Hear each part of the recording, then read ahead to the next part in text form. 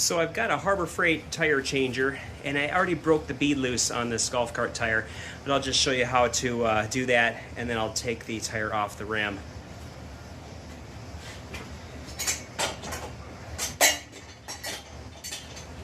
I found it works better to have the tire a few inches away from this column just to have the right leverage. So then break the bead on both sides. And then we'll line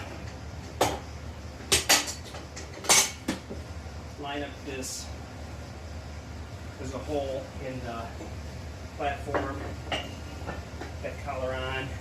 And there's a pin to keep it from spinning. Thread on the top part.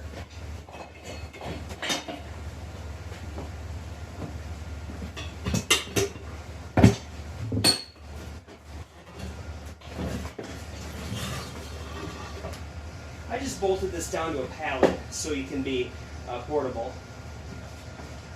And pick this up and get it off from the inside.